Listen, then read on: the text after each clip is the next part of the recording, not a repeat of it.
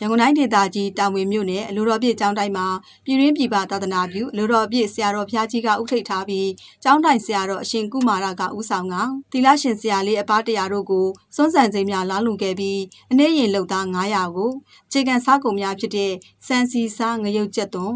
တီးနှံမျိုးစုံလှူဒန်းငွေများအပြင်စိုက်ကားပိန်းတာယာများကိုလည်းလှူဒန်းခဲ့တယ်လို့သိရပါတယ်။ဆရာလေးမေတီလာရှင်တွေကနေပြီးတော့ဒီဂျက်ကဆန်ပေါ့နော်တငယ်ကျွန်းတာမွေနောက်တန်လျင်တို့ပါတော့ပါတာပေါ့နော်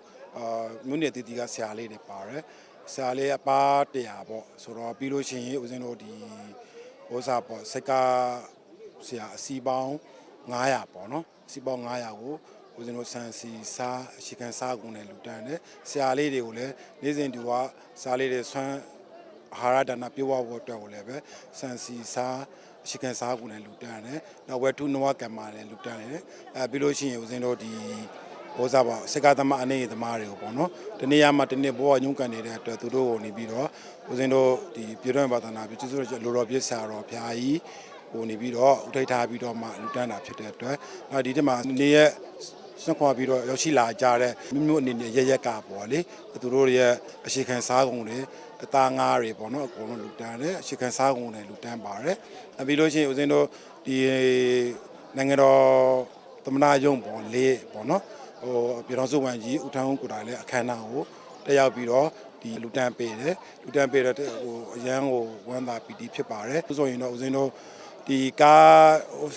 စကားပင်းတစ်လုံးကိုပေါ့နော်ဟိုတစ်လုံးကိုဦးဇင်းတို့9ပေါ့နော်9000ခွဲပေါ့9000ခွဲဆိုလို့ရှိရင်ဦးဇင်းတို့ဟိုစီ900ဆိုလို့ရှိရင်ဦးဇင်းတို့လောက်ဖြစ်တာပေါ့သိန်း185သိန်းပေါ့လေအဲ့တော့ဒီအခြေခံစားကုန်တွေနဲ့ပါနေပြောမယ်ဆိုရင်တော့သိန်း900ကျော်ဝန်းကျင်လောက်ပေါ့နော်အခြေခံစားကုန်နဲ့စုပေါင်းပြီးတော့အကုန်လုံးဒီနေ့ပေါ့လေဦးဇင်းတို့ခုနပြောသလိုပဲဦးဇင်းတို့ဆရာတော်ဘုရားကြီးကိုအထိတ်ထားပြီးတော့မှ